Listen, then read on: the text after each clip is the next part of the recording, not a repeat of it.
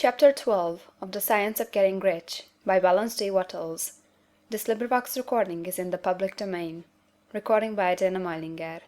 Chapter 12 Efficient Action.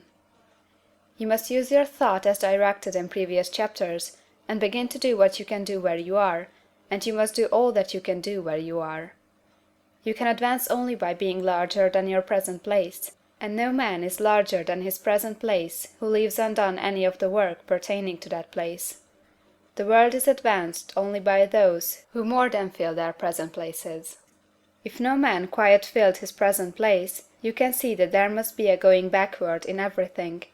Those who do not quite fill their places are dead weight upon society, government, commerce, and industry. They must be carried along by others at a great expense. The progress of the world is retarded only by those who do not fill the places they are holding. They belong to a former age and a lower stage or plane of life, and their tendency is toward degeneration. No society could advance if every man was smaller than his place. Social evolution is guided by the law of physical and mental evolution. In the animal world, evolution is caused by excess of life. When an organism has more life than can be expressed in the functions of its own plane, it develops the organs of a higher plane, and a new species is originated. There never would have been new species had there not been organisms which more than filled their places. The law is exactly the same for you. Your getting rich depends upon your applying this principle to your own affairs. Every day is either a successful day or a day of failure, and it is the successful days which get you what you want. If every day is a failure, you can never get rich, while if every day is a success, you cannot fail to get rich. If there is something that may be done today, and you do not do it, you have failed in so far as that thing is concerned, and the consequences may be more disastrous than you can imagine. You cannot foresee the results of even the most trivial act. You do not know the workings of all the forces that have been set moving in your behalf. Much may be depending on your doing some simple act. It may be the very thing which is to open the door of opportunity to very great possibilities. You can never know all the combinations which Supreme Intelligence is making for you in the world of things and of human affairs. Your neglect or failure to do some small thing may cause a long delay in getting what you want. Do, every day, all that can be done that day. There is, however, a limitation or qualification of the above that you must take into account. You are not to overwork, nor to rush blindly into your business in the effort to do the greatest possible number of things in the shortest possible time. You are not to try to do tomorrow's work today, nor to do a week's work in a day. It is really not the number of things you do, but the efficiency of each separate action that counts. Every act is, in itself, either a success or a failure. Every act is, in itself, either effective or inefficient.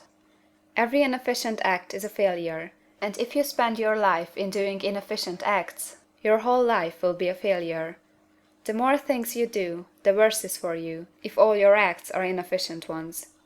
On the other hand, every efficient act is a success in itself, and if every act of your life is an efficient one, your whole life must be a success.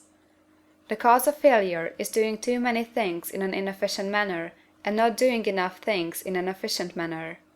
You will see that it is a self-evident proposition that if you do not do any inefficient acts, and if you do a sufficient number of efficient acts, you will become rich. If now it is possible for you to make each act an efficient one, you see again that the getting of riches is reduced to an exact science like mathematics. The matter turns then on the questions whether you can make each separate act a success in itself, and this you can certainly do. You can make each act a success, because all power is working with you, and all power cannot fail. Power is at your service, and to make each act efficient, you have only to put power into it. Every action is either strong or weak, and when every one is strong, you are acting in the certain way which will make you rich.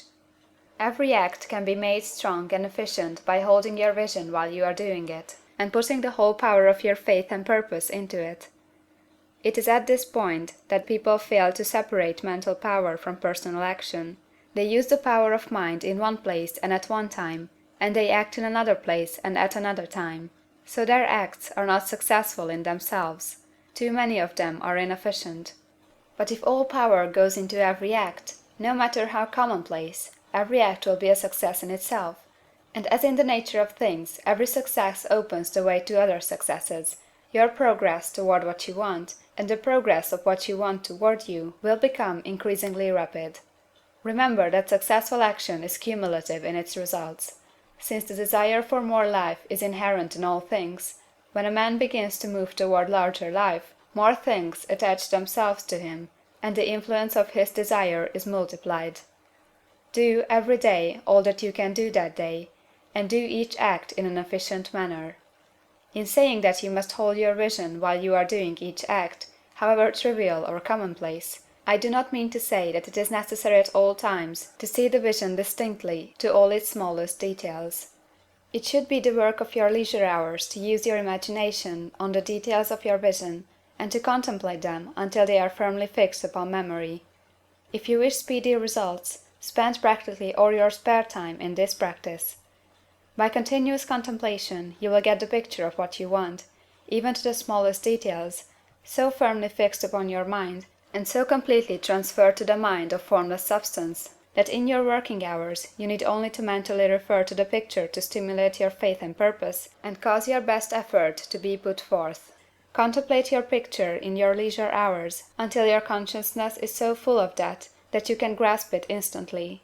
You will become so enthused in its bright promises that the mere thought of it will call forth the strongest energies of your whole being. Let us again repeat our syllabus, and by slightly changing the closing statements, bring it to the point we have now reached. There is a thinking stuff from which all things are made, and which, in its original state, permeates, penetrates, and fills the interspaces of the universe. A thought, in this substance, produces the thing that is imaged by the thought. Man can form things in his thought, and, by impressing his thought upon formless substance, can cause the thing he thinks about to be created. In order to do this, man must pass from the competitive to the creative mind. He must form a clear mental picture of the things he wants, and do, with faith and purpose, all that can be done each day, doing each separate thing in an efficient manner. End of chapter 12.